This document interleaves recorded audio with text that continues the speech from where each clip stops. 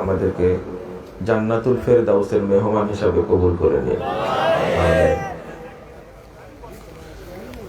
বন্ধুরা, আবার আপনারা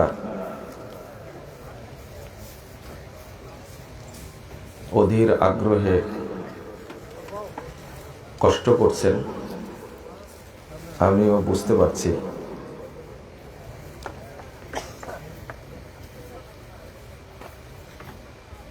সব মিলিয়ে শেষে বলতে চাই, আল্লাহ এরপর আপনাদের মাঝে হাজির করিয়েছেন, এর জন্য বলি আলহামদুলিল্লাহ।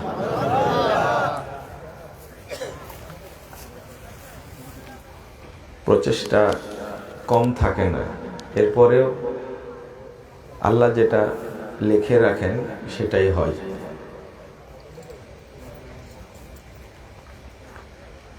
কিন্তু একটা বিষয়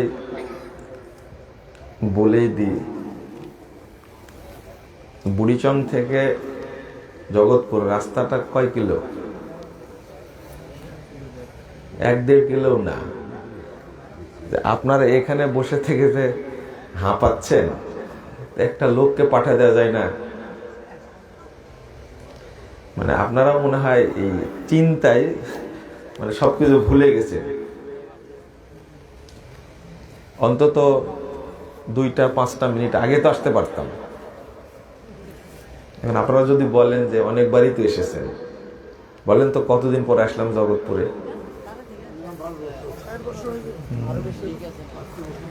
মাঝখানে 3-4 বছর আগে একটা প্রোগ্রামে আসার কথা ছিল, আমরা দুজন ফিরে গেলাম, তাই না? কত সালে এটা?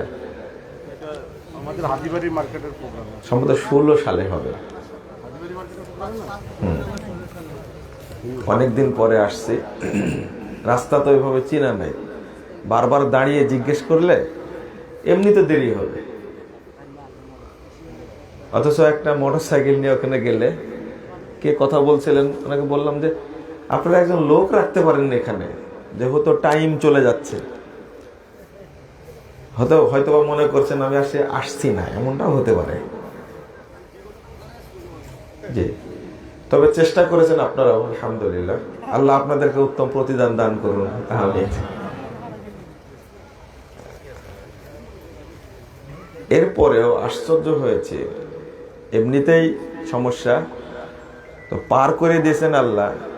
অনেক বড় একটা বাস অ্যাক্সিডেন্ট হয়েছে, হওয়ার কারণে বিরাট জ্যাম। কিন্তু জ্যামটার কাছাকাছি আমরা ছিলাম বলে ওইটুকু পার হয়ে চলে আসতে পারছি, আলহামদুলিল্লাহ। ওখানে বেশ দেরি হয়ে গেছে। এরপরেও ক্ষমা প্রার্থী আপনাদের কাছে, কারণ আমরা এখন যাই বলবো আপনারা কোনোটাই বিশ্বাস করবেন না, এটা স্বাভাবিক। আপনারা বক্তব্য একটা শোনেন, বছরে একটা করেন মাহফিল, কিন্তু আমরা করি অনেকগুলো, যার কারণে এটা মনে হয় কিছু কথা বলবো, শুনবেন তো ইনশাল্লাহ? তো যারা দাঁড়িয়ে আছেন কষ্ট করে, আমি তাদেরকে বসার অনুরোধ করছি। আপনার উদ্দেশ্যে কিছু কথা আলোচনা করব ইনশাআল্লাহ।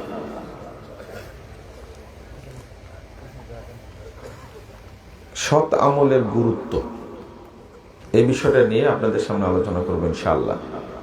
সৎ আমলের গুরুত্ব।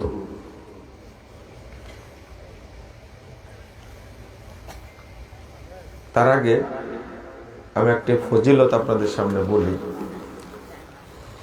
তাবরানী আওসাতের মধ্যে হাদিসটি বর্ণিত হয়েছে, 1556 নম্বর হাদিস। রাসূলুল্লাহ সাল্লাল্লাহু আলাইহি ওয়াসাল্লাম বলছেন, মা জালাসা কওমুন ইয়াযকুরুনাল্লাহ, কিছু মানুষ যখন এক জায়গায় বসে আল্লাহকে স্মরণ করে, আল্লাহর কথা পর্যালোচনা করে, ইল্লা নাদাহুম মুনাদিম মিনাস সামা, যখন বৈঠক শেষ হয়ে যায় তখন আল্লাহ তাদেরকে আহ্বান করে বলেন, আসমান থেকে আল্লাহ তাদেরকে বলেন, কুমু মাগফুরাল লাকুম, তোমরা এখন চলে যাও, তোমাদের সবাইকে ক্ষমা করে দেওয়া হয়েছে। ক্ষমা করার অধিকার একজনের কাছে সীমাবদ্ধ, তিনি হলেন আল্লাহ। আর কেউ ক্ষমা করতে পারে না। ঘোষণাটা তিনি করছেন, কুমু মাগফুরাল্লাকুম, তোমরা চলে যাও, তোমাদের সবাইকে ক্ষমা করে দেওয়া হয়েছে।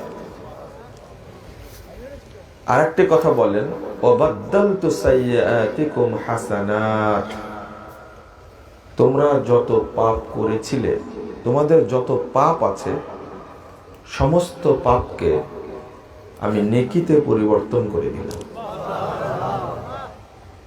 তো আল্লাহ কত দয়ালু, তার কত রহমত। আল্লাহ অনেক অপরাধ করলেও, আল্লাহর কাছে অনেক অপরাধ করলেও আল্লাহ রাব্বুল আলামিন বান্দাকে সব পাপ কি করে দেন? ক্ষমা করে দেন।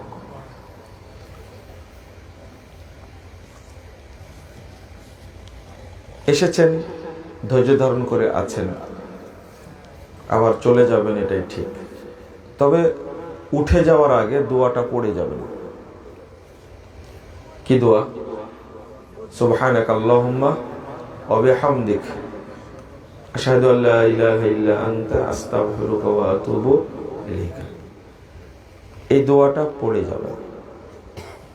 হাদিস আসছে ক্বাবলা ইয়াকুমা, অর্থাৎ মজলিস থেকে দাঁড়ানোর আগে, ওঠার আগে যদি পড়ে নেই, তাহলে একটা বিরাট ফজিলত আছে।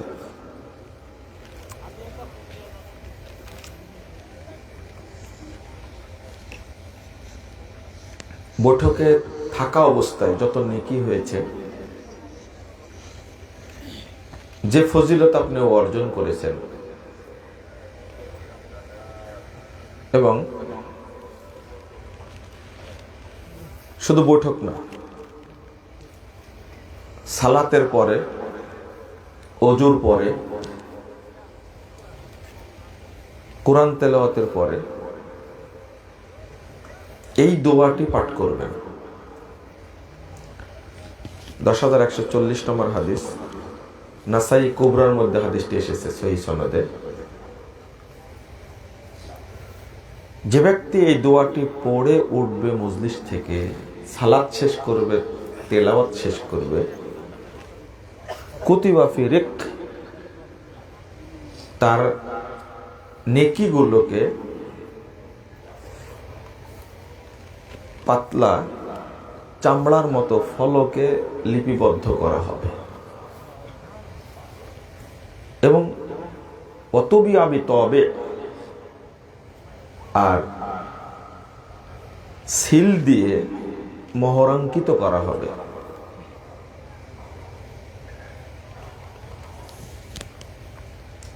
লাম ইউকসার ইলা ইয়াউমিল কিয়ামাহ, রাসূল সাল্লাল্লাহু আলাইহি ওয়াসাল্লাম বলছেন, যত নেকি হলো আল্লাহর কাছে পৌঁছিয়ে দেওয়া হবে, কিয়ামত পর্যন্ত এই নেকি আর নষ্ট হবে না। আমি বলি যে নেকি সংরক্ষণের দোয়া, কিন্তু যদি কোনো ব্যক্তি সুন্নাতের উল্টা করে, তাহলে কি নেকিটা আল্লাহর কাছে পৌঁছবে না বাতিল হয়ে যাবে? সাথে সাথে বাতিল, নেকি থাকার আর সুযোগই নেই।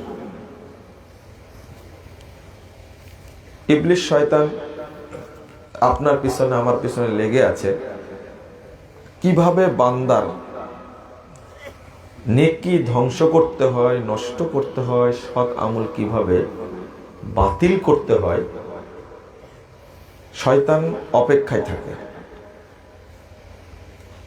এই জন্য একটা মানুষ সারাদিন সিয়াম রাখলো, রাখার পরে ইফতারের পূর্ব মুহূর্তে সবাই মিলে একটা মোনাজাত মেরে দিল। আপনার এলাকা হয় নাকি? হয়, তাই না? মোনাজাত মেরে দিল, বলেন তো দেখি, সারাদিন সিয়াম পালন করে, কোরআন তেলাওয়াত করে, নফল সালাত পড়ে, দোয়া করে, সাদাকা করে যত নেকি হলো তারাবি পড়ে, দিন শেষে গিয়ে এক মোনাজাতের মাধ্যমে সব কি, সব শেষ। আপনি বলতে পারেন যেটা কি বলেন, এত নেকি আর 2 মিনিটের একটা মোনাজাত সব বাতিল করতে পারে? জি। আল্লাহর কাছে যেটা পৌঁছে সেটা হলো সূরা ফাতির 10 নম্বর আয়াতে দেখেন, ইলাইহি ইয়াসআদুল কালিমুত তাইয়্যিব ওয়াল আমালুস সালিহ ইয়ারফাউ। আল্লাহর কাছে পৌঁছে উঠে যায় যেটা, সেটা হলো পবিত্র কালেমা, যেটা আল কালিমুত তাইয়্যিব। আর পৌঁছে কোনটা? সৎ আমল, আমলে সালেহ। যখন মিক্সচার হবে সৎ আমল আর বাতিল আমল, সুন্নাত আর বেদাত, যখন মিশ্রিত হবে তখন ওটা কি পবিত্র থাকবে? সৎ আমল থাকবে না। এটা তো আপনারা বুঝেন, 20 মণ দুধের মধ্যে যদি 1 মগ গরুর পেশাব মিশ্রিত করা হয় তাহলে দুধ তো খাওয়া যাবে, দুধ থাকবে। আর এটা ওই দুধ দ্বারা কিন্তু ঘোলও হবে না, ঘি তো দূরের কথা, হবে না। ওই দুধ দ্বারা ঘোলও হবে না। তো কারণ এখন মিশ্রিত হয়ে গেছে, একটা হলো ইবলিসি আমল আর একটা সুন্নতি আমল, তাই না?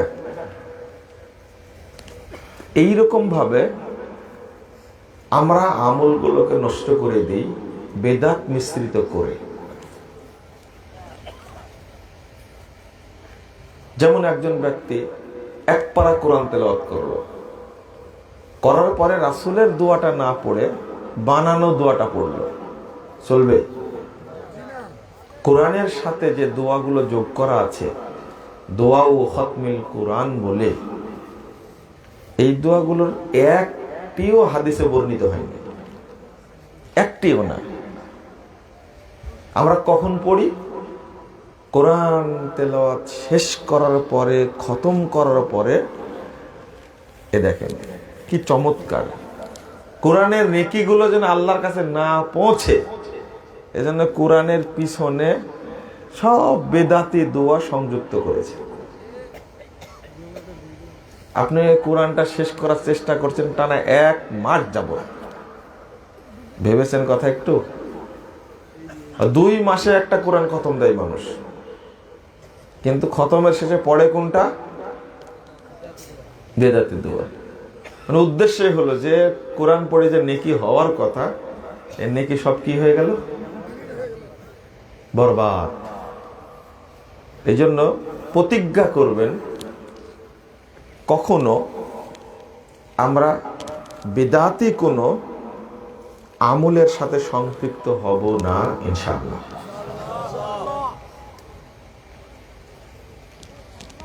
হাদিস আসতেছে ওয়াতাওয়াদ্দা ওযুআ, আল্লাহ রাসূল যখন ওযু করতেন তখনও পড়তেন। যেমন ওযুর অনেক নেকি, ওযুর অনেক নেকি না?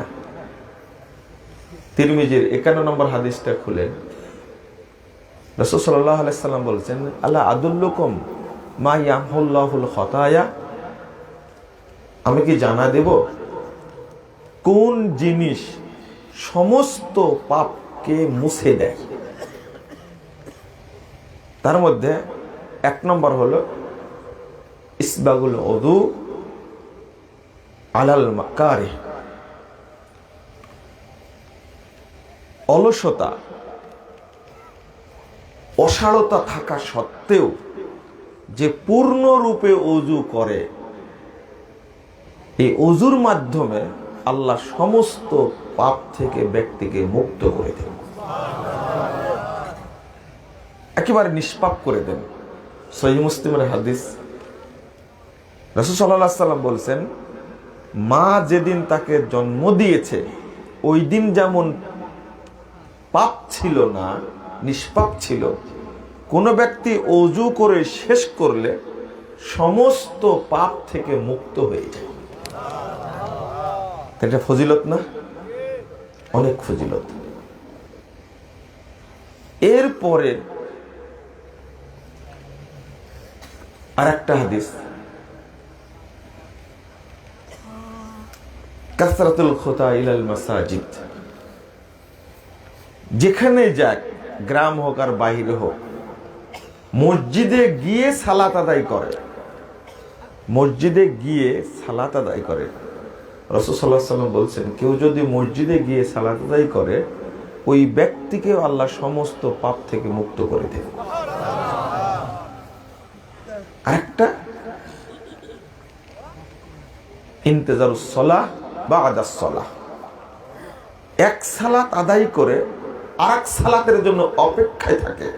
যে ব্যক্তি জোহর পড়লো, আসরের জন্য অপেক্ষায় আছে, রাসূল সাল্লাল্লাহু আলাইহি ওয়াসাল্লাম বলছেন ওই ব্যক্তিকেও সমস্ত পাপ থেকে মুক্ত করে দেওয়া হয়।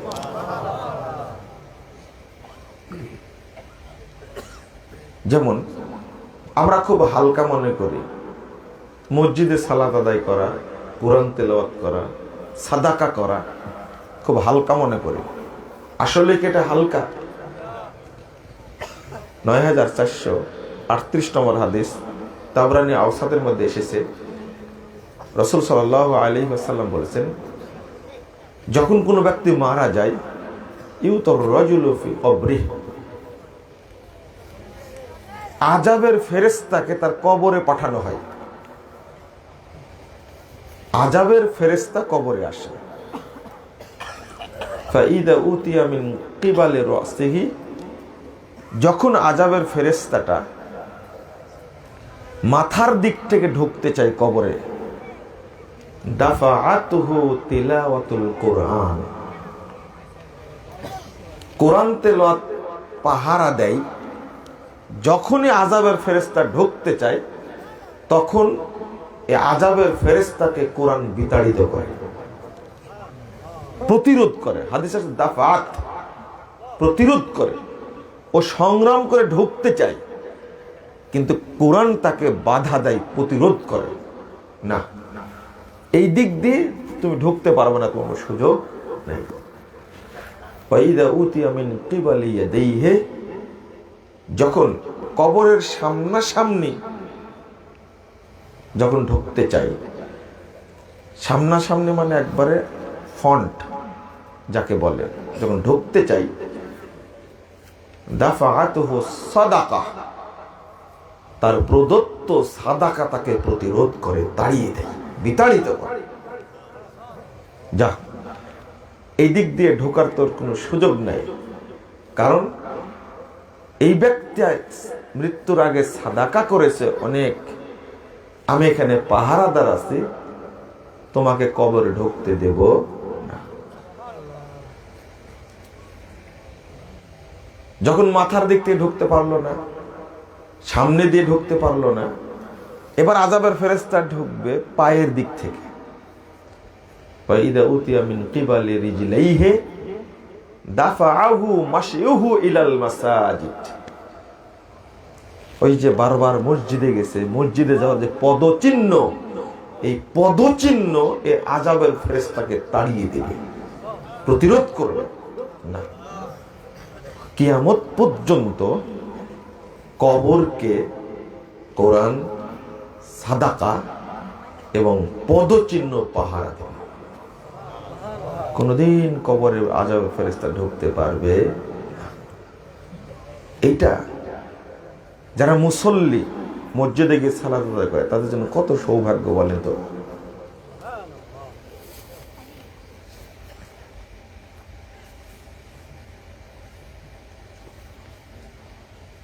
এখানে আরেকটা হাদিস বলি, আমরা তো অনেক ইবাদত করি, বলেন তো ইবাদতের মধ্যে সর্বশ্রেষ্ঠ ইবাদত কোনটা?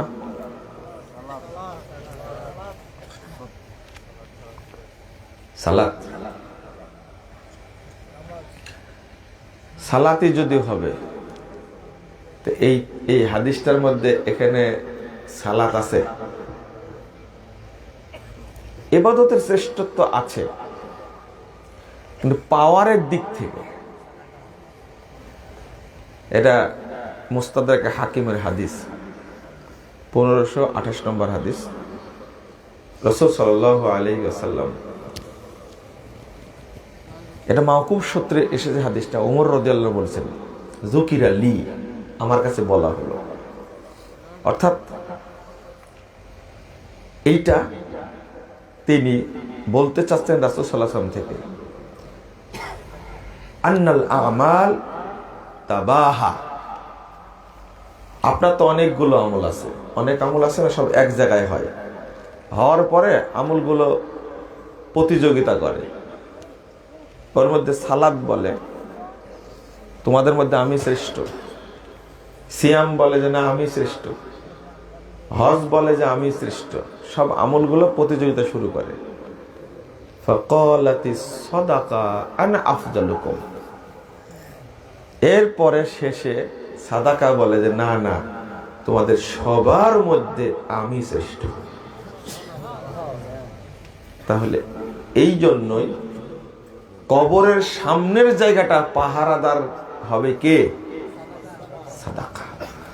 পাওয়ারফুল বলেই মানুষ যত পাপ করুক না কেন, যত বড়ই পাপ করুক না কেন, রাসূল সাল্লাল্লাহু আলাইহি ওয়াসাল্লাম বলেছে সাদাকা করলে আল্লাহ পাপগুলোকে ক্ষমা করে দেন। বন্ধুরা আমার, আমি যেটা বলতে চাচ্ছিলাম, এই ফজিলত পাওয়ার পরে আপনি যদি ওযু করার পরে পড়ে ফেলেন সুবহানাকাল্লাহুম্মা ওয়া বিহামদিক আশহাদু আল্লা ইলাহা ইল্লা আনতা আস্তাগফিরুকা ওয়া আতুবু ইলাইকা, তাহলে সব নেকিগুলো সংরক্ষণ করে আল্লাহর কাছে পৌঁছে দেওয়া হবে, কিয়ামত পর্যন্ত নেকি নষ্ট হবে। চলুন আমলে সলের গুরুত্ব নিয়ে একটা কথা বলি। আল্লাহ রাব্বুল আলামিন বলছেন সূরা আল কাহফ 110 নম্বর আয়াত, ফামান কানা ইয়ারজু লিকা রাব্বিহ ফালইআমাল আমালান সলিহা ওয়া লা ইউশরিক বিইবাদাতি রাব্বিহ আহাদা। আল্লাহ বলছেন যে ব্যক্তি চায়, ইয়ারজু প্রত্যাশা করে, আশা করে, লিকা রাব্বিহ তার রবের সাথে সাক্ষাৎ করবে, যে ব্যক্তি ইচ্ছা করে রবের সাথে সাক্ষাৎ করবে, ফালইআমাল আমালান সলিহা, সেজন্য আমলে সলেহ করে। আমলে সলেহ বলতে কি বুঝেন আপনি? এর পরের কথাটা হলো ওয়ালা ইউশরিক বিইবাদাতি রাব্বিহি আহাদা, আমলে সলেহ করতে গিয়ে কেউ যেন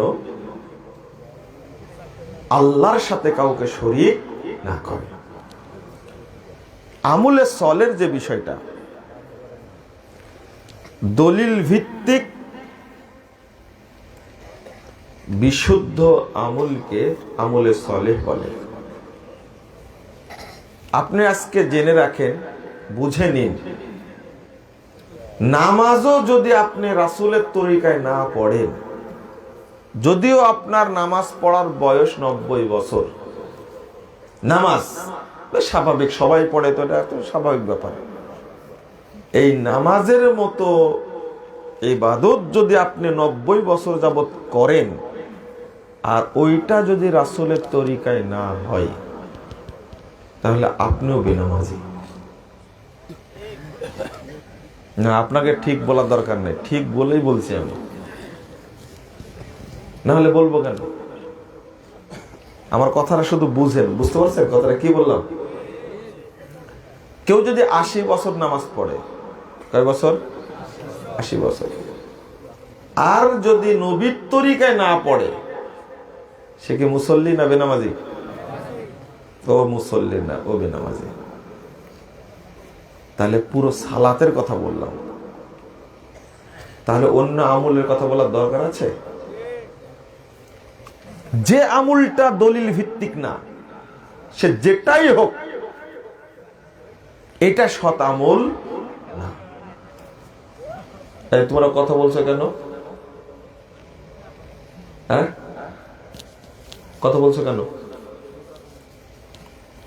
তোমরা জোটবদ্ধ বসছো ওখানে আলোচনা করার জন্য। তো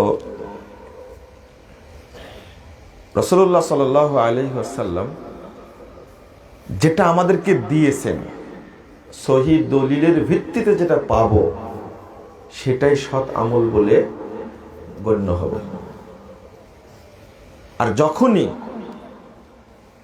দলিলবিহীন কিছু আমল করব, তখন ওটাকে সৎ আমল বলা হবে না।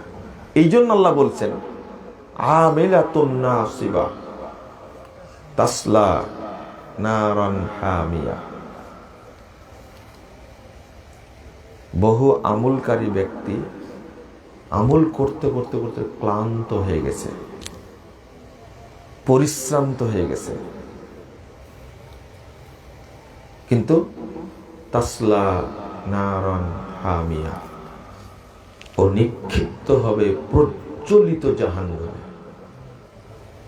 তাহলে আমল করলেই হবে না, আমলটা হতে হবে কি? গ্রহণযোগ্য, দলিলযোগ্য সৎ আমল। এই লোকটার কোন লোক? যে লোকটা 80 বছর যাবৎ ইবাদত করতে করতে ক্লান্ত হয়ে গেছে, হাঁপিয়ে গেছে, পরিশ্রান্ত, এই লোকটা জাহান্নামে যাবে। এটাকে মেনে নেওয়া যায় না। আপনি বলবেন যে কেন জাহান্নামে যাবে? যে আমলগুলো করেছেন, এই আমলগুলো তো সৎ আমল না, এগুলো সব বেদাতে আমল। আল্লাহ বলছেন সূরা ফুরকান 23 নম্বর আয়াতে, কদিমনা মা আমিলু মিন আমালিন ইলা মা আমিলু মিন আমালিন ফাজআলনাহু হাবাআম মানসুরা। তারা যে আমলগুলো করেছে, এটা আমি দেখার জন্য অগ্রগামী হব, আমি দেখতে যাব। ফাজআলনাহু হাবাআম মানসুরা, আমি আমলগুলোকে নষ্ট করে দেব, ধ্বংস করে দেব। এই আমল আর থাকবে না। আল্লাহর বৈশিষ্ট্য কি এটা? না, আল্লাহর বৈশিষ্ট্য না। আল্লাহর বৈশিষ্ট্য হলো মান হাম্মা বি আমালিন ফালাম ইয়ামালহা। কোন ব্যক্তি যদি ইচ্ছা করে একটা আমল করবে, সৎ আমল করবে, ফালাম ইয়ামালহা, কিন্তু আমলটা করতে পারলো না, রাসূল সাল্লাল্লাহু আলাইহি ওয়াসাল্লাম বলছেন, কাতাবাল্লাহু লাহু হাসানাতান কামিলা, আল্লাহ এর জন্য পূর্ণ নেকি দান করবে। ওমান হাম্মা বিআমালিন ফায়ামালহা, আর কেউ যদি আমল করার ইচ্ছা করে এবং আমলটি করে ফেলে, তাহাজ্জুদ পড়তে চেয়েছিল এবং পড়লো, নফল সিয়াম পালন করতে চেয়েছিল, করলো, আল্লাহ রাসূল বলছেন কাতাবাল্লাহু লাহু আশরা হাসানাত ইলা 700 দিফিন আল্লাহু ইউদাইফু লিমান ইয়াশা ইলা আদআফিন কাসীরা। আল্লাহর বৈশিষ্ট্য হলো, কেউ যদি একটা আমল করে, ওই আমলের নেকি 10 থেকে 700 পর্যন্ত বৃদ্ধি করেন, 700-কে দ্বিগুণ করেন, দ্বিগুণকে অসংখ্য গুণে গুণান্বিত করেন। আল্লাহর উদ্দেশ্য, বান্দা সৎ আমল করলে আমি বাড়িয়ে দিব। শুধু বাড়িয়ে দিব বললেন না, অসংখ্য গুণে বাড়িয়ে দেব আমি। অথচ আপনি আমি কি আমল করলাম, আল্লাহ রেগে সব আমল নষ্ট করে দেবে। তাহলে পরিশ্রমটা করে লাভ কি? পরিশ্রম করে লাভ নাই। এই জন্য বলছি, বাংলাদেশে যত মুসল্লি, তাতে তো দুর্নীতিবাজ থাকার কথা না, তাই না? বৃদ্ধ মানুষ জেনা করছে, আবার নামাজও পড়ছে। কারণটা কি? 60 বছর 70 বছর যাবত নামাজ পড়ছে, আবার জেনার সাথেও জড়িত, হারামও খায়। এর দ্বারা বোঝা যায় এই 70 বছরের নামাজ হয় না, কবুল হয় না, ইমানও বৃদ্ধি পায়নি। তাহলে আপনাকে বুঝতে হবে, সালাত যদি আপনাকে চেঞ্জ করতে না পারে তো বুঝবেন 1 নম্বর সালাত কবুল হচ্ছে না, 2 নম্বর সালাত রাসূলের তরিকায় হচ্ছে না। রাসূলের তরিকায় যদি কেউ ইমানের সাথে 1 বছর সালাত আদায় করে, ওই ব্যক্তির মধ্যে পরিবর্তন আসবে ইনশাআল্লাহ। কিন্তু আসে না কেন? কারণ আল্লাহ রাসূল বলছেন যে চুরি করছে করুক, নামাজ পড়তে নিষেধ করো না, কারণ এই নামাজই তাকে চুরি থেকে বিরত রাখবে। মুসনাদে আহমদের হাদিস। এই জন্য আপনি কখন বলবেন না ওই লোকটা পাপ করছে অতএব নামাজ ছেড়ে দিক, নামাজ পড়ার দরকার নাই, আমরা কখনো বলিও না। কারণ তার নামাজ তাকে এই অপকর্ম থেকে বিরত রাখবে ইনশাআল্লাহ। আল্লাহ তো বলে দিয়েছেন, ইন্নাস সালাতা তানহা আনিল ফাহশা ওয়াল মুনকার। নিশ্চয় সালাত বাধা দেয় যাবতীয় অন্যায় কর্ম থেকে। তাহলে সুদ খাওয়া কি অন্যায় কর্ম না? ভালো কাজ মনে হয়, তাই না? মায়ের সাথে জেনা করা ভালো কাজ, এটা সুদখোরের কাছে ভালো কাজ। ভালো কাজ নাই হবে, নামাজ পড়ার পরে সুদ ছাড়ে না কেন? একজন চেয়ারম্যান আমাকে বলছেন যে হাদিসের অনুবাদ একটু অন্যভাবে করলে হয় না? কারণ ইবনু মাজার হাদিস 2274 নম্বর হাদিস, আর-রিবা সাবউনা জুজা আইসারুহা আইয়ানকিহার রাজুলু উম্মাহ। সুদের পাপের ভাগ হলো 70টি। সবচেয়ে ছোট ভাগটা হলো কোনো ব্যক্তি যেন তার মায়ের সাথে জেনায় লিপ্ত থাকে। ইয়ানকেহ শব্দ আসছে, লিপ্ত থাকা মানে যতদিন সুদ খায় ততদিন জেনাও করে। যে মহিলা সুদ খায় এই মহিলা তার ছেলের সাথে জেনায় লিপ্ত থাকে। যে লোক সুদ খায় এই লোক সুদ ছাড়া পর্যন্ত মায়ের সাথে জেনায় লিপ্ত থাকে। পাপটা এইরকম। তো এত খারাপ জঘন্য নোংরা কথা হাদিসের অনুবাদ করাতে চেয়ারম্যান সাহেব বলছে একটু অন্যভাবে অনুবাদ করা যায় না? তা আপনি সুদ খেতে ভালোবাসেন, হাদিসের অনুবাদ শুনতে খারাপ লাগছে? চিন্তা করেন। যেটা বলছিলাম, সালাত কাজ করছে না এটাই প্রমাণ। আর একটা প্রমাণের কথা বলবো, যে ব্যক্তি নামাজ পড়ে কিন্তু বেদাতি, কি সেও যেন মনে করে আমল কবুল হলে এই লোকটা বেদাতি থাকার প্রশ্নই আসে না। আমল কবুল হলে ও কি বেদাতি থাকবে? আর ওর ইমানই ওকে বলবে এভাবে পড়িস না। এই যারা বেদাতি মোল্লা বক্তব্য দেয় সমাজে, ইমাম খতিব বক্তা, এদের আমল ওদের উপকার করে না।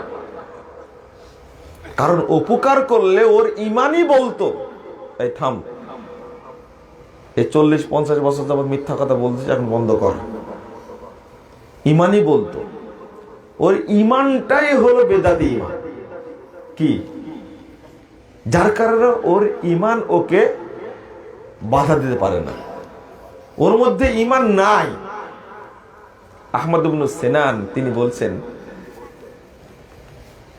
লাইসা ফিদ দুনিয়া মুবতাদি ইল্লা ওয়া হুয়া ইউবগিদু আহলাল হাদিস।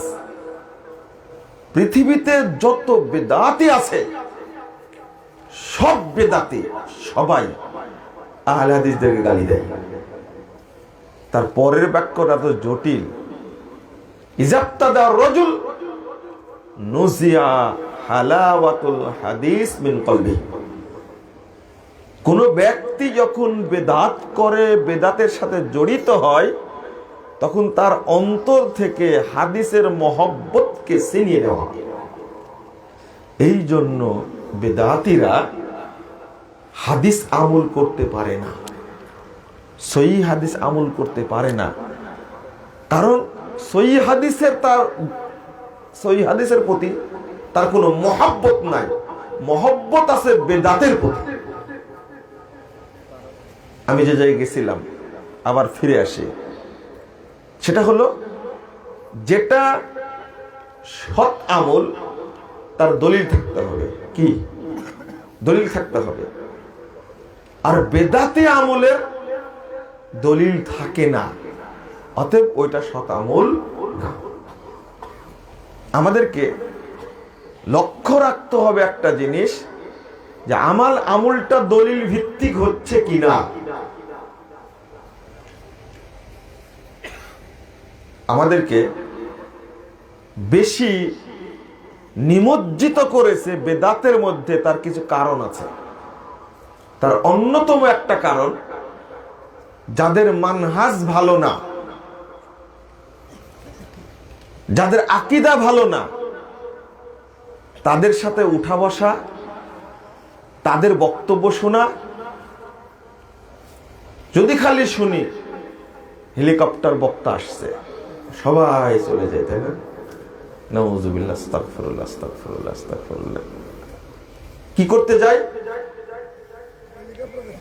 যদি বিদআতের প্রতি মহব্বত থাকে, তাহলে কিয়ামতের মাঠে কার সাথে উঠবে? ওর সাথে উঠবে। আর যদি সুন্নাতের প্রতি মহব্বত থাকে, তাহলে কিয়ামতের মাঠে কার সাথে উঠবে? কার সাথে? রাসূল সাল্লাল্লাহু আলাইহি ওয়াসাল্লামের সাথে উঠবে। আল্লাহ রাসূল সাল্লাল্লাহু আলাইহি ওয়াসাল্লাম বলেছেন, তাবরানী কাবীরের হাদিস 908 নম্বর হাদিস, আল্লাহ রাসূল বলেছেন, ইন্না মিন আশরাতিস সাআহ আইয়ুল তামাসাল ইলমু ইনদাল আসাগির। শোনো, যখন মানুষ বেদাতীদের আলোচনা শুনবে, বেদাতীদের কাছ থেকে ইলম নেবে, তখন মনে করবে কিয়ামত চলে এসেছে, এখন ধ্বংস হয়ে যাবে। বেদাতীদের কাছ থেকে ইলম গ্রহণ করা ধ্বংসের লক্ষণ।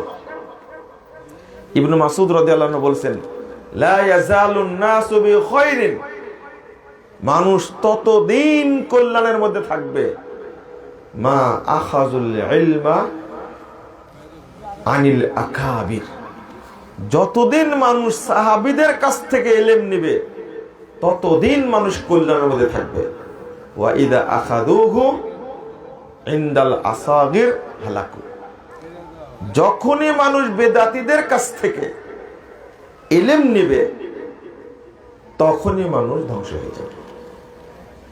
তাহলে মানুষ কল্যাণের মধ্যে থাকার শর্ত হলো, সাহাবীরা যে রীতির উপরে ছিলেন, যে আকীদার উপরে ছিলেন, যে আমলের উপরে ছিলেন, ওই আমল আকীদার উপরে যতদিন থাকব, ততদিন আমরা কল্যাণের মধ্যে থাকব।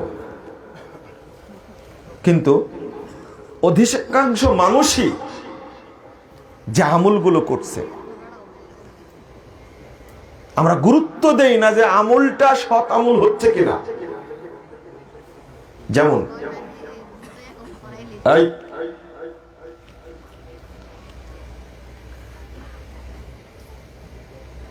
যেমন সালাত একটা ইবাদত।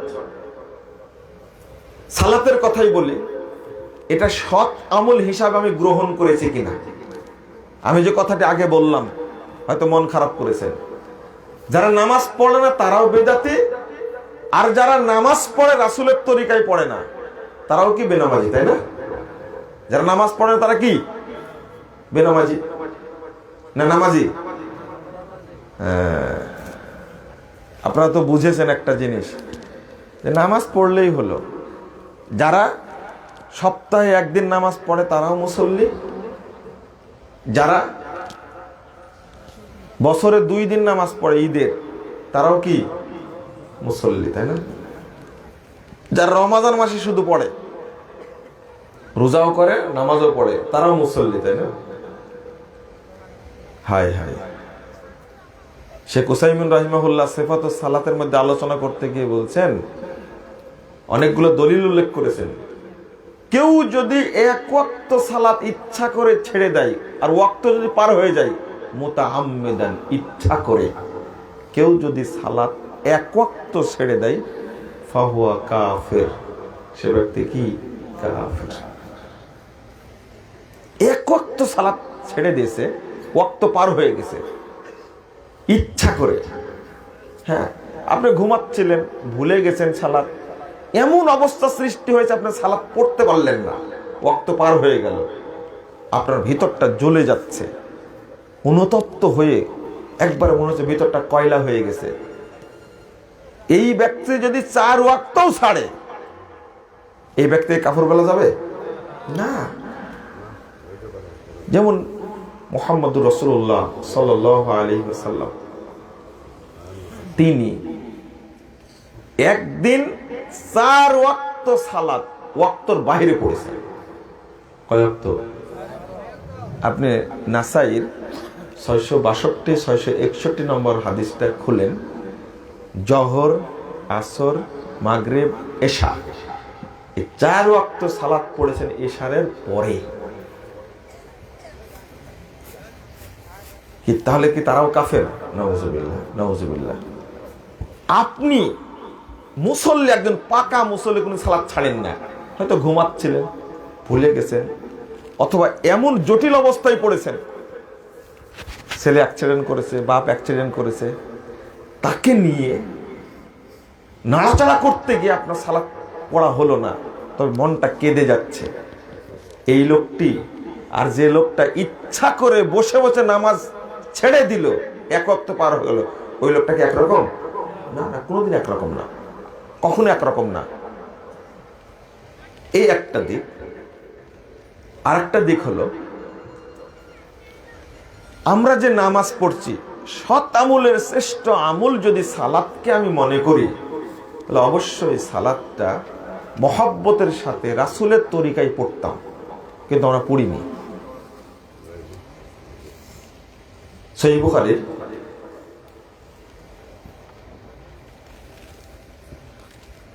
756 নম্বর হাদিস, রাসূল সাল্লাল্লাহু আলাইহি ওয়াসাল্লাম একদিন মসজিদে বসে আছেন। আবু হুরায়রা বলছেন, একজন ব্যক্তি মসজিদে ঢুকলো, ঢোকার পরে সালাত আদায় করলো, সালাত পড়ে আল্লাহ রাসূলের কাছে আসে, সালাম দিলেন।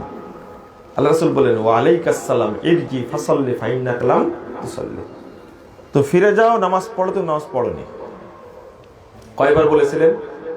3 বার। রাসূল সাল্লাল্লাহু আলাইহি ওয়াসাল্লামের যুগে একজন সাহাবী মসজিদে নববীতে সালাত আদায় করছেন, অথচ আল্লাহ রাসূল 3 বার বললেন তাকে, তুমি নামাজ কি পড়োনি? নামাজ পড়োনি বলতে তুমি জীবনেও পড়োনি। হাদিসের অনুবাদ হলো তুমি জীবনে নামাজ পড়োনি। একটা পেলেন। 2 নম্বর, আনাস রাদিয়াল্লাহু আনহু তিনি বলছেন, 530 নম্বর 29 নম্বর হাদিস সহিহ বুখারীর মধ্যে এসেছে, মা আরিফু শাইয়ান মিম্মা কানা আলা আহাদিন নবী সাল্লাল্লাহু আলাইহি ওয়াসাল্লাম, আমি রাসূলের যুগে যে আমলগুলো দেখেছি, বর্তমান যুগে এই আমলগুলো দেখতে পাচ্ছি না। তিলা, তাকে বলা হয় সালাহ। নামাজটাও কি রাসূলের যুগে সালাত না? আনাস রাদিয়াল্লাহু আনহু রাসূলের কয়দিন খেদমত করেছেন? কয়দিন? 10 বছরের খাদেম ছিলেন, 10 বছরের। তার কথা সঠিক হবে না, আপনার টেরা মুফতির কথা সঠিক হবে? তিনি বলছেন 10 বছরের খাদেম ছিলেন, আমি রাসূল সাল্লাল্লাহু আলাইহি ওয়াসাল্লামের কোনো আমলে যুগ দেখতে পাচ্ছি না। 10 বছরের খাদেম, তাকে বলা হলো সালাতটা, নামাজটা, তখন তিনি বললেন, আলাইসা যাইয়াতুম মা যাইয়াতুম ফিহা, আরে নামাজ যেভাবে নষ্ট করেছো, রাসূলের যুগের সেই নামাজ কি এখন আছে? 2, ইবনে শিহাব জুহরি, বিশিষ্ট তাবেঈ, তিনি বলছেন, দাখালতু আলা আনাস ইবনে মালিক বিদিমাশক, দিমাশকের মসজিদে আনাস রাদিয়াল্লাহু আনহুর সাথে আমি দেখা করতে গেলাম। কি তিনি কাঁদছেন। আমি জিজ্ঞেস করলাম আয়ব কি, আপনাকে কিসে কাঁদাচ্ছে? তখন তিনি বলছেন মা আরিফু শাইয়ান মিম্মা কানা আলা আহদিন নবী সাল্লাল্লাহু আলাইহি ওয়াসাল্লাম। অর্থাৎ রাসূল সাল্লাল্লাহু আলাইহি ওয়াসাল্লামের যুগে যে আমলগুলো দেখেছি, তোমাদের যুগে সেগুলো দেখতে পাচ্ছি না। ইল্লা সালাহ, তবে সালাতটা দেখতে পাচ্ছি। কজ্জুইয়াত, তো সালাতকে নষ্ট করা হয়েছে। যে সালাত পড়ছো এই সালাত রাসূলের সালাত না। এটা রাসূলের যুগের পরই ঘটনা। এটা আনাস রাদিয়াল্লাহু আনহু বলছেন। মুআবিয়া ইবনে কুররা তিনি বলছেন আদরাকতু ৭০ রাজুলান মিন আসহাবিন নবী সাল্লাল্লাহু আলাইহি ওয়াসাল্লাম, আমি আল্লাহ রাসূলের সাহাবীদের ৭০ জন সাহাবীকে পেয়েছি। কয়জন? ৭০ জন সাহাবীকে পেয়েছি। কিন্তু লাউ খারাজু ফীকুমুল ইয়াউম, আজকে যদি ৭০ জন সাহাবী বের হন, কত বড় তাবেঈ ৭০ জন সাহাবীর সাথে সাক্ষাৎ পেয়েছেন। আজকে যদি বের হন, তারা চলে আসেন, তো মা আরাফু শাইয়ান মিম্মা তারাকতুম, তোমরা আজকে যা করছো তারা যদি বের হয় তোমাদেরকে চিনতেই পারবে না, তোমাদের মধ্যে রাসূলের কোনো আমলই পাবে না। ইল্লান নিদা, হ্যাঁ পাবে, শুধু আজানটাই পাবে, আর কোনো আমল দেখতে পাবে না। তার আগে একটা হাদিস ছেড়ে আসছে। আনাস রাদিয়াল্লাহু আনহুর আগে হুযায়ফা রাদিয়াল্লাহু আনহুর কথাটা ছেড়ে আসছে। হুযায়ফা রাদিয়াল্লাহু আনহু আরো সিনিয়র সাহাবী। 1312 নম্বর হাদিস নাসাইর মধ্যে এসেছে। রাসূল সাল্লাল্লাহু আলাইহি ওয়াসাল্লামের সাহাবী কত বিচক্ষণ। একজন ব্যক্তি সালাত আদায় করছে, তাকে জিজ্ঞেস করছেন কাম তুসাল্লি হাদিহিস সালাহ, এই তুমি কতদিন যাবত এই নামাজটা পড়ছো? তো বলছেন মুনযু 40 আমা, প্রায় তো 40 বছর যাবত।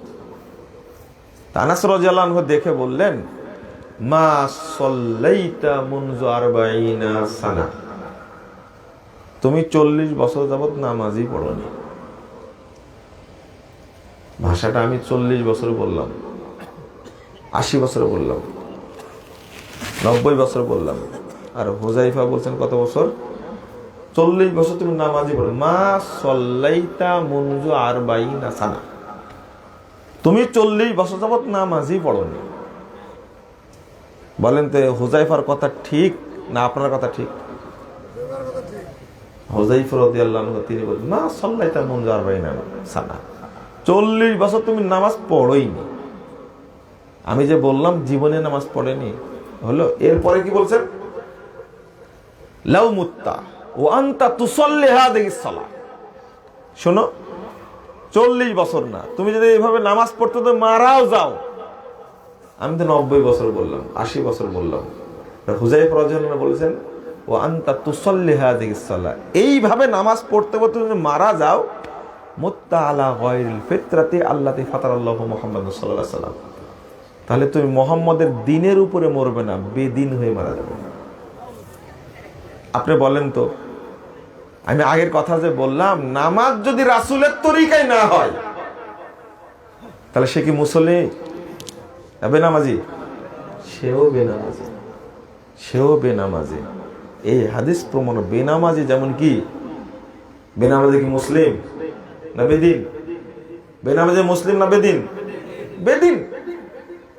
বেনামাজি বেদিন। আর সালাত পড়েও রাসূলের তরিকায় পড়েনি, সেও কি? বলতে কষ্ট হচ্ছে, তাই না? কষ্ট দরকার নাই।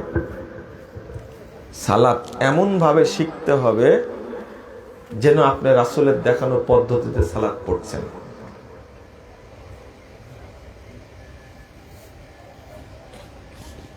আমি আজকে কিভাবে যে বলবো যে আসবো না, বড় ভাই হিসাবে জালাল ভাই খুব শ্রদ্ধা ভাজন মানুষ আমার কাছে। আমি এখন পর্যন্ত খুব শ্রদ্ধা করি, কারণ আমাকে খুব আদর করে ছোট ছিলাম, অনেক কিছু নির্দেশনা দিয়েছেন আলহামদুলিল্লাহ।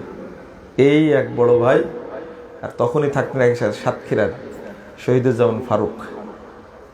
এই দুইজন ভাইয়ের কথা আমি জীবনে ভুলতে পারিনি। আমি ডাক্তারের কাছে গেছিলাম, ডাক্তারের কাছ থেকে বের হতে একটু দেরি হয়েছে। আমি চাচ্ছিলাম একবার, ডাক্তার বলল যে আপনি এখানে থাকেন, কয়েকটা টেস্ট করাবো তারপরে ছাড়বো। তারপর যে দেখি আপনি বসে থাকেন, দেখছি কাগজগুলো বের করে নিয়ে আমি চলে আসছি। টেস্ট করাতে গেলে, রিপোর্ট দিতে গেলে প্রোগ্রামে যাওয়া হবে না, ভর্তা হবে প্রোগ্রাম। আমি ফোনটা দিতে পারিনি, অনেক চিন্তা। ফোন দিয়েছেন উনি অনেকবার, কিন্তু ফোনটা ধরিনি। আগে চিন্তা করেছি ফোন ধরি বলি যে আজকে যেতে পারছি না, এই জন্য ফোনটা আমি ধরিনি। অনেকবার ফোন দিয়েছেন আমাকে। তো হয়তো আমার কথাতে অনেকে বুঝতে পারছেন। কয় মিনিট হলো, শেষ করে দিই। তো আপনাদের প্রতি একটা নসিহত, যেটা অনুরোধ, এখানে একটা মসজিদ হবে, অনেকে দান করছে, দোয়া চাইছে আর কি সবাই। আর একটু অসুস্থ আছে আমার সিরাজ দাদা। আচ্ছা আচ্ছা, সিরাজ দাদা অসুস্থ, অনেক অসুস্থ আছে, মানে আমভাবে দোয়া করলো। আচ্ছা বলে দিচ্ছি, আমি বলে দিচ্ছি, সবার কথা বলবো ইনশাআল্লাহ। 29 জনের তালিকা আসছে। আচ্ছা আচ্ছা, ঠিক আছে ঠিক আছে। তো আপনাদের প্রতি যেটা নসিহা থাকবে সেটা হলো আকীদা, ঈমানকে পরিষ্কার করবেন। বলেন ইনশাআল্লাহ। ঈমানটা পরিষ্কার করবেন এই জন্য বলছি, বর্তমানে আচ্ছা আপনার ঈমান আছে, এটা কিভাবে বুঝবেন? এক। 2 নম্বর, আপনি যে ঈমানের স্বাদ পাচ্ছেন না, এর কারণ কি? নসিহতটা করব। আল্লাহ বলেছেন, রব্বানা ইন্নানা সামি'না মুনাদিয়া ইউনাদি লিল ঈমান আন আমিনু বিরাব্বিকুম। তারপরে কি? ফাআমান্না। বলেন তো একবার, ফাআমান্না। তারপরে কি? ফাগফির লানা যুনুবানা ওয়া কাফির আন্না সাইয়্যাতিনা ওয়া তাওয়াফফানা মাআল আবরার। মানে ঈমান আনার পরে আল্লাহর কাছে যদি আমরা চাই, দেখেন দাবি কত মুমিনদের। হে আল্লাহ, একজন আহ্বানকারীকে বলতে শুনলাম, আন আমিনু বিরাব্বিকুম, তোমরা তোমাদের রবের উপরে ঈমান আনো। ফাআমান্না, আমরা কি করলাম? ঈমান আনলাম। এর আগে আপনি যাই করেন না কেন, এখন বললাম আমরা কি? আমান্না। আল্লাহর কাছে চাচ্ছি কি? ফাগফির লানা যুনুবানা, তাহলে আমাদের সমস্ত পাপকে ক্ষমা করে দিন। ওয়া কাফির আন্না সাইয়্যাতিনা, এবং আমাদের অগ্রিম যে পাপ করতে পারি, খারাপ কাজ, সেইগুলো দূর করে দিন। ওয়া তাওয়াফফানা মাআল আবরার, এবং আমাদেরকে আপনি সৎ বান্দাদের সাথে মৃত্যুদান করুন। তাহলে ঈমানটা এখন নবায়ন করলাম। সাহাবীরা নবায়ন করতেন, আসো তোমরা আসো, নুমিনু সাআহ, আমরা একটু টাইম আল্লাহর প্রতি ঈমান আনি। এইভাবে ঈমানটাকে নবায়ন করবেন। কেন নবায়ন করবেন? প্রথম নসিহত যেটা, কেন নবায়ন করবেন? আপনার ঈমান আছে ধরে নিলাম, ঈমানটা কেমন? যালিকা আদাফুল ঈমান, না শক্ত ঈমান? বক্তব্য শুনলেন, ঈমান নিয়ে আসলেন, কালকে সকালে যখন বাড়ি থেকে বেরিয়ে যাবেন তখন টাকনোর নিচে আপনার কাপড়টা থাকবে। তো বুঝবেন যে ঈমান আমাকে টাকনোর নিচে কাপড় পরা থেকে বাধা দিতে পারেনি, তাহলে এই ঈমান খুব শক্তিশালী মনে হয়, তাই না? হ্যাঁ, যালিকা আযাফুল ঈমান। নিজেই পারেন না, আপনি দাওয়াতি কাজ করেন। বাংলাদেশে বহু ইসলামী আন্দোলনের লোক আছে, এখন পর্যন্ত এমন ঈমান হয়েছে দাড়িটা এখন পর্যন্ত ছাড়তে পারেনি। তাহলে চিন্তা করেন, নিজের দেহে ইসলামটা কায়েম করতে পারেনি, কায়েম করবে কার উপরে?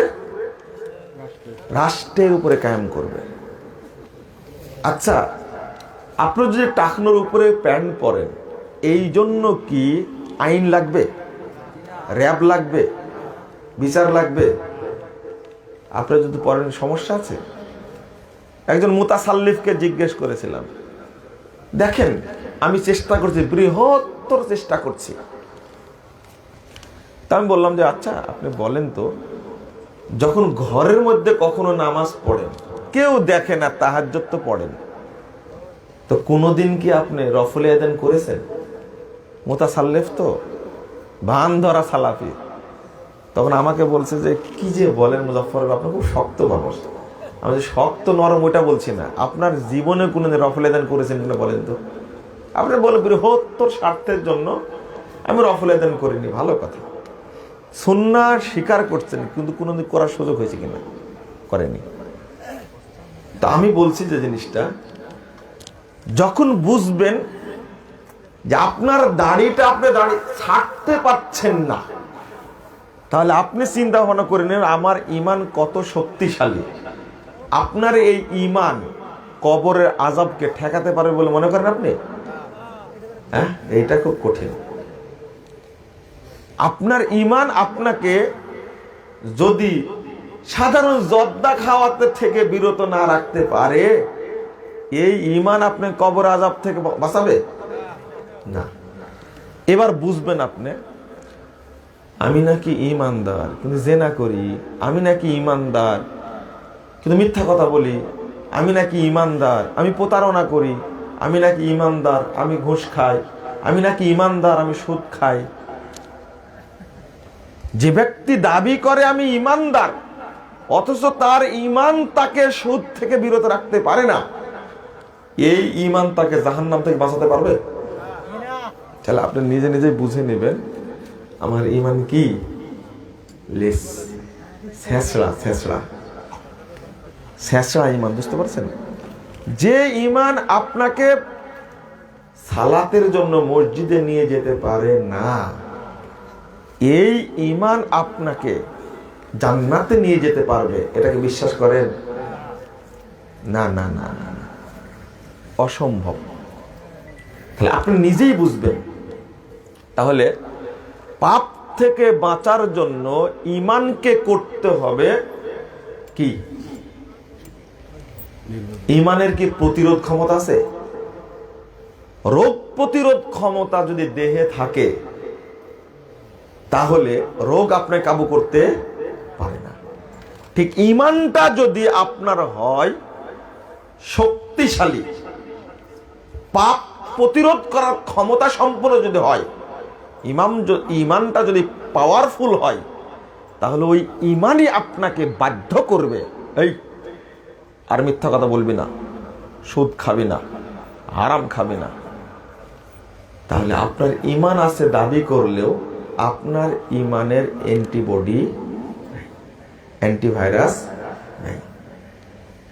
একজন লোক ঈমানদার হয়ে মাজার পূজা করতে পারে, কবর পূজা করতে পারে?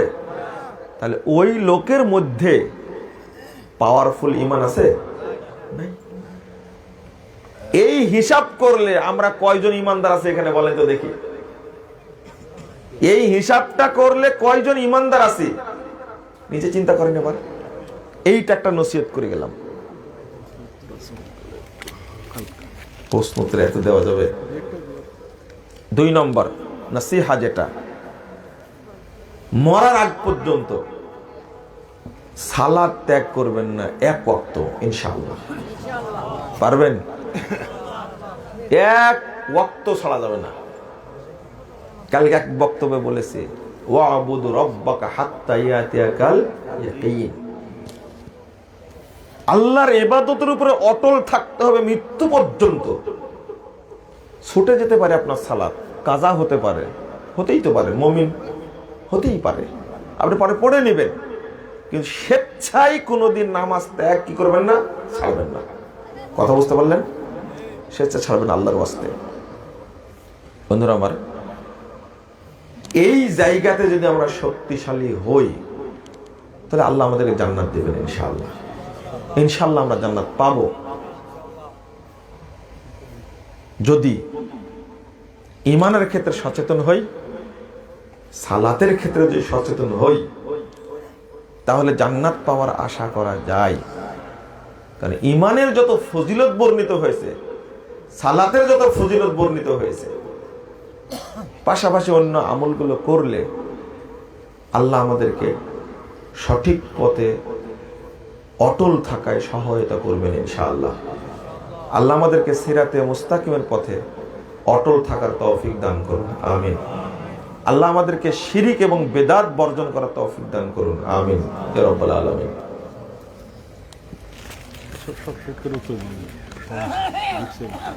টয়লেটে বসে হাসি আসলে আলহামদুলিল্লাহ বলা যাবে কি?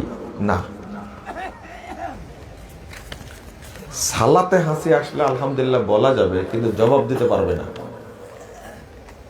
নিরুপায় হয়ে সরকারি বা বেসরকারি চাকরি টাকা দিয়ে নেওয়া যাবে, যাবে কি? ঘুষ দিয়ে, তাই না? ঘুষ দিয়ে, সেটা বলেন না কেন? ঘুষ আর এখন ঘুষ নাই, নিরুপার হয়ে। এরপরেও ওই টাকা আপনি ব্যবসায় লাগায় কাজ করেন, আল্লাহ বরকত দেবে ইনশাআল্লাহ। হ্যাঁ, যে ব্যক্তি জুলুমের শিকার হবে, ভাইবা দিয়েছে, ফার্স্ট হয়েছে, তাকে চাকরি দিবে না, দাবি করেছে 10 লাখ টাকা নেবে, 5 লাখ টাকা নেবে, এই টাকাটা দেওয়া তার জন্য কিন্তু ঘুষ না, এটা কি? জুলুম। এটা কি? জুলুম। কিন্তু ভাইবাতে ফার্স্ট করার জন্য টাকা দেওয়া, এটা আবার হারাম। কথা বুঝেননি? আগে চুক্তি করে রাখে, আমাকে ফার্স্ট করে দিন। তাহলে যার মেধা আছে, যোগ্যতা আছে, তাকে ঠকানোর জন্য আপনি ঘুষ দিলেন, এটা কি? হারাম। কোরআনে কি মানসুখ হওয়া আয়াত আছে? থাকলে তা বাদ দিল না কেন? আছে, মানসুখ আয়াত আছে। তো আপনার কি সমস্যা থাকলে? আপনার তো সমস্যা না, নাসেকটা মানেন আপনি, যে আয়াত দ্বারা মানসুখ করা হয়েছে ওইটা মানেন আপনি, সমস্যা আছে না। যেমন মদের মধ্যে উপকার আছে, তবে ক্ষতি বেশি, এই আয়াতের হুকুম এখন চলবে? হ্যাঁ, মদ টোটালি কি হারাম, মদ টোটালি হারাম। তো এইটা ছিল বোঝানোর জন্য আল্লাহ বলেছেন মান আনসাক মিন আয়াতিন উনসিহা নুআতি খায়রাম মিনহা। এটা আল্লাহর কৌশল। আরো অনেক জিনিস আছে। মানসুকটা কোরআনের মধ্যে থাকলো কেন, এই প্রশ্ন যদি আপনার হয়, তাহলে আপনি ভুলটা ত্যাগ করতে পারেন না কেন? নিজের জীবন থেকে ভুলটা বাদ দিতে পারেন না কেন? দোষ দিচ্ছেন আল্লাহ। আপনি একজন প্রাণী, 2 পায়ে অল্প একটু বুদ্ধি নিয়ে চলেন। মানুষ নিজের ভুল করে গেছেন, ভুলের উপরে অটল থাকবেন আপনি, আপনি ত্যাগ করবেন না। এত দলিল পাচ্ছেন না, ইমাম সাহেব বলে দিয়েছে, ইমামের উপরে দিয়ে ভর বিসমিল্লাহ আল্লাহু আকবার। হুজুর বলেছে গাই, ষাঁড় হলে সমস্যা নাই। তাজা দেখতে পাচ্ছেন এটা আমার ভুল ইবাদত, ঠিক না, কোরআনে আছে, হাদিস আছে, এটা তাও হুজুরের পূজাই করে যাচ্ছে, তাই না? কি ইমান চিন্তা করে। আর মানসুক আয়াতগুলো কয়েকটা আয়াত আছে, কোরআন আছে, তাই ভারী হয়ে গেছে। হাদিস শাস্ত্রে মানসুক হাদিসের প্রয়োজনীয়তা কি? ওই একই যেটা বললাম। আয়েশা রাদিয়াল্লাহু আনহা নাকি ওসমান রাদিয়াল্লাহু আনহুকে হত্যার ফতোয়া দিয়েছিলেন। আয়েশা রাদিয়াল্লাহু আনহা নাকি ওসমান রাদিয়াল্লাহু আনহুকে হত্যা করার ফতোয়া দিয়েছিলেন। এই কথাটা এতই মিথ্যা, আমি মনে হয় জীবনে শুনলাম। আর ওই এলেম নাই, কালাম নাই, এমনি একটা মনে করেছে প্রশ্নের উত্তর দিয়েছে। কান ধরে তওবা করেন। এতবার নোংরা কথা লিখছেন কেন? পৃথিবীর কেউ মনে আজকে শুনলে এই কথাটা, পৃথিবীর কেউ শুনতেই ভুল করেছে। দ্বন্দ্ব ছিল শাশুড়ি আর জামাই, তাই না? আলী রাদিয়াল্লাহু আনহু আর কি আয়েশা রাদিয়াল্লাহু আনহা, তাই না? শাশুড়ি জামাই না? কি করলেন? বুঝেইনি। এই নিয়ে দ্বন্দ্ব। উসমান রাদিয়াল্লাহু আনহুর সাথে আয়েশা রাদিয়াল্লাহু আনহার কি সম্পর্ক জানেন? এটা বলবোই না, ছেড়ে দিব। আপনারা এইভাবে প্রশ্ন করেন কেন? আমি ওই লোক যে প্রশ্ন আপনি করলেন উত্তর দিয়ে দিলাম? প্রশ্নকারীকেও মাঝে মাঝে একটু ঝাড়া লাগে। কমন সেন্স আছে, এই ভাষা প্রয়োগ করেছেন আপনি না জেনে, কি জন্য? ফালতু প্রশ্ন করলে উত্তর দেব? বরং আয়েশা রাদিয়াল্লাহু আনহা রাগার একটা কারণ ছিল, একটা কারণ যে আলী রাদিয়াল্লাহু আনহু কেন উসমান হত্যার বিচার করছেন না। কথা বুঝতে পারলেন? আর সেই উসমান হত্যার সাথে জোড়ে দিয়েছে কাকে? আয়েশা রাদিয়াল্লাহু আনহা। কত বোকামি হয়েছে চিন্তা করেন। এবং ওই হাদিসের বর্ণাকারী কিন্তু আয়েশা রাদিয়াল্লাহু আনহা, এটাও জানেন না। ওসমান, তোমাকে কিন্তু বাধ্য করা হবে তোমাকে জামা খুলতে, জামা যেন খোলো না। একজন বর্ণাকারী হলেন আয়েশা রাদিয়াল্লাহু আনহা। এটা বলবেন না, খবরদারি, ধর্মের কথা। জুমার সালাতের পূর্বে 2 আজান নাকি 1 আজান দিতে হবে? এই পচা ফতোয়া এখনো দেওয়া লাগবে? শুনছেন কত বছর যাবত? এটা ভালো প্রশ্ন করেন, একটা ভালো প্রশ্ন করেন। এখন এই পচা ফতোয়ার উত্তর দেই না আমি। যে হাজিদের হজ কবুল হয় তার কি নিক্ষেপকৃত পাথর আসমানে উঠিয়ে নেওয়া হয়। এ সম্পর্কে মুস্তাদরাক হাকিমের 1752, সুনানে দারুকুতনির 3115 হাদিস কি সহিহ? আহলে হাদিসরা কেন ইজমা কিয়াসকে শরীয়তে দলিল মনে করে না? পাথর উঠিয়ে নেওয়া হয়, বেশ কিছু ত্রুটিপূর্ণ হাদিস আছে যেগুলো আমরা বিভিন্ন বইয়ে উল্লেখ করেছি। কাবা ঘর সম্পর্কেও আসছে, যেগুলো সহিহ হাদিস সেগুলো গ্রহণ করবেন। আহলে হাদিসরা ইজমা কিয়াস মানে না। কে বললো আপনাকে ইজমা কিয়াস মানে না? কে বললো? এটা একটা অপবাদ। অপবাদটা এইরকম যে আহলে হাদিসরা ইমাম আবু হানিফা গালি দেয়। হ্যাঁ, এটা একটা কত বড় মিথ্যাচার।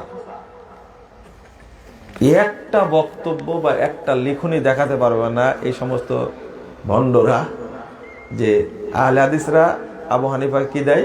গালি দেয়। আবু হানিফা রহিমুল্লাহর নাম নেওয়ার সাথে সাথে তার রহিমাহুল্লাহ পড়ে। বরং আবু হানিফা রহিমাহুল্লাহর প্রকৃত অনুসারী হলো আহলে হাদিসরা। এটা জানতে হবে আগে। আবু হানিফার নাম ভাঙ্গায় আমরা ব্যবসা করি না, আর তোমরা আবু হানিফার নাম এনে আবু হানিফার নাম ব্যবসা করো। যে প্রশ্ন করেছে ইজমা, আমরা ইজমায়ে সাহাবা মানি কি? কিয়াসে সহিহা, অর্থাৎ ইজতিহাদ। হাদিসের ভাষা ইজতিহাদ, এই জন্য আমরা ইজতিহাদের কথা বলি, কিয়াস উচ্চারণ করি না। কিয়াস বললে কিয়াসে সহিহা বলি। আর ইজমা মানি কাদের ইজমা? ইজমায়ে সাহাবা। সাহাবীদের পরে যে ব্যক্তি ইজমা দাবি করবে সে কাযিব, সে মিথ্যুক। ইমাম আহমদ বিন হাম্বল বলেছেন এখন ইজমা হওয়ার কোনো সুযোগ নাই।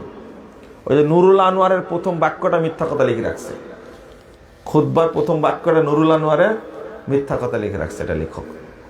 এগুলো বুঝে পড়তে হবে। জিন যে ছেলে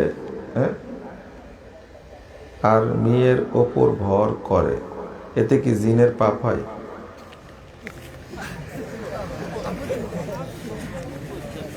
জিন ছেলে মেয়ের, জিন শয়তান, যারা আদম সন্তানকে কষ্ট দেয় তারা তো শয়তান, তারা কি? কিন্তু এখানে একটা চিন্তা করতে হবে, ওরা শায়াতিনুল জিন। যে প্রশ্ন করেছেন আপনি নিজের একটু ভাবার দরকার কি, এরকম যে আমি আবার শায়াতিনুল ইনস হলাম কিনা।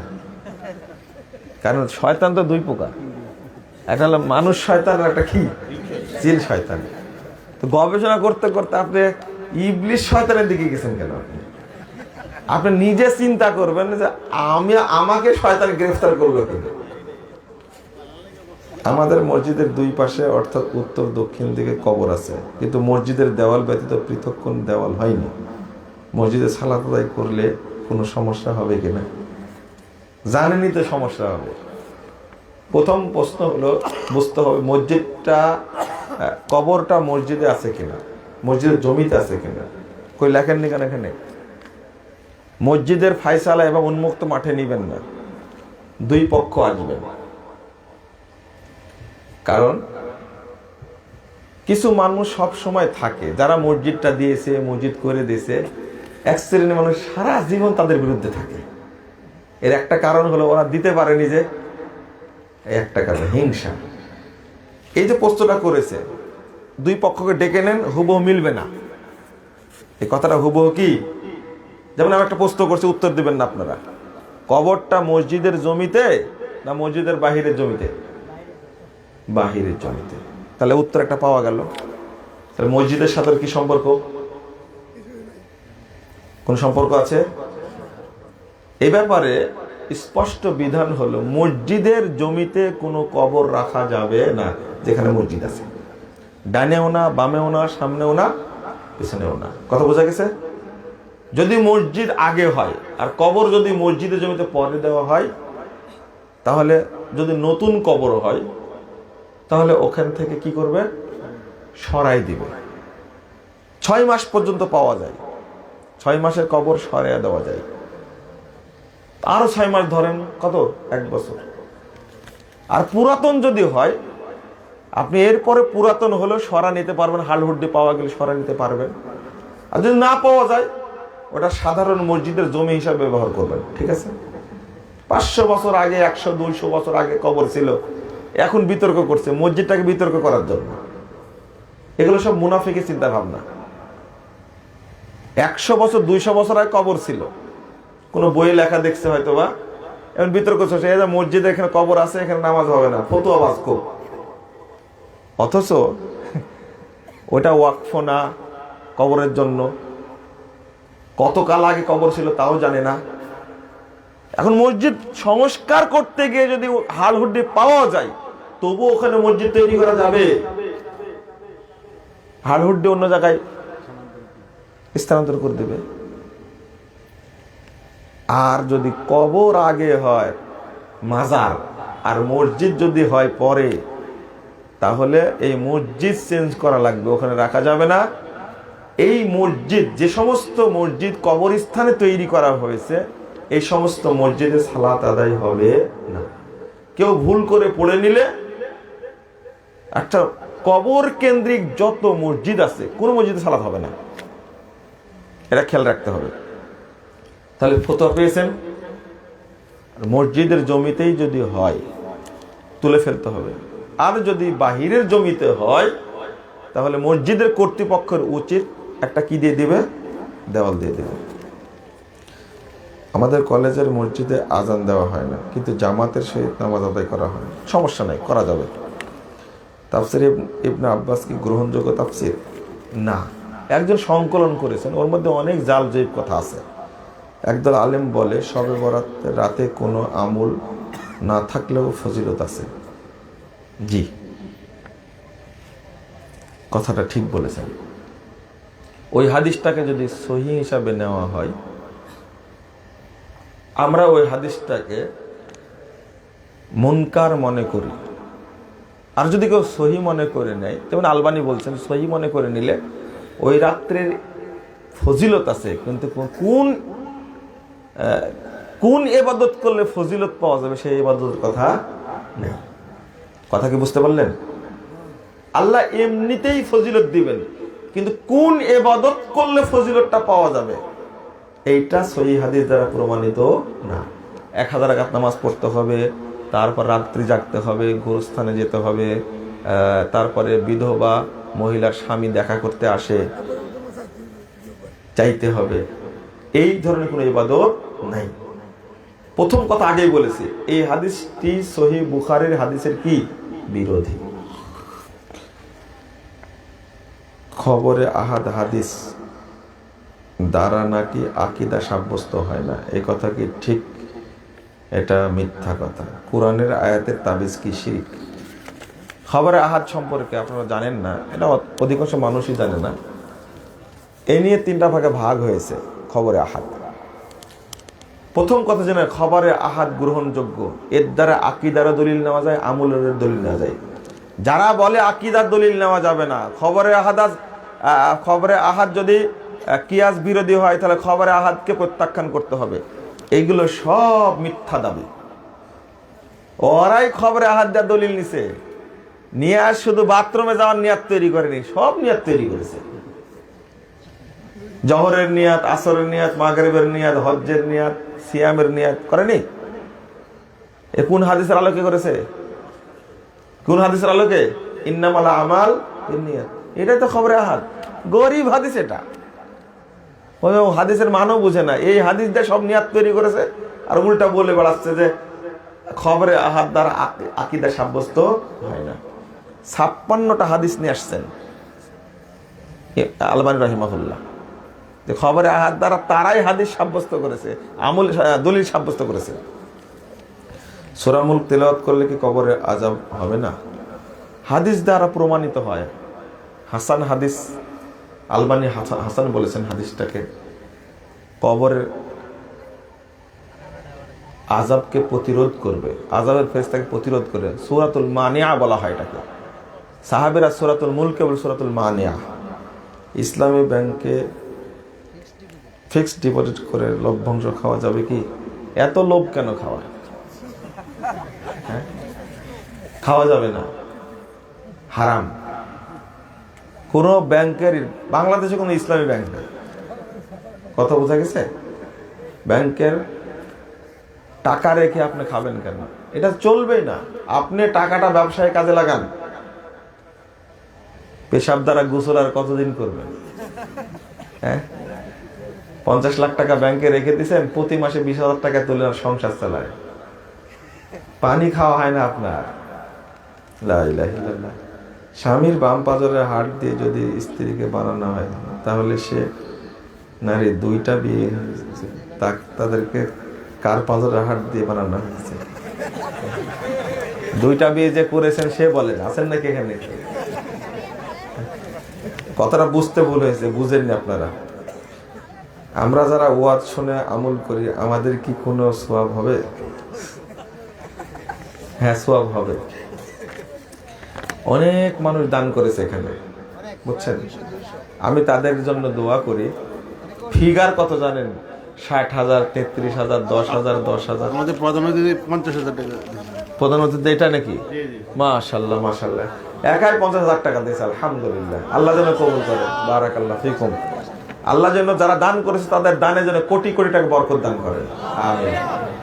আল্লাহ যেন তাদের দানকে জান্নাতুল ফেরদাউসের ওসিলা হিসেবে কবুল করে নেন। আমিন। যারা দান করেছে আল্লাহ তাদের বাপ মায়ের কবর আযাব মাফ করে দিও, তাদেরকে কবুল করে নিও। আমিন ইয়া রাব্বাল আলামিন।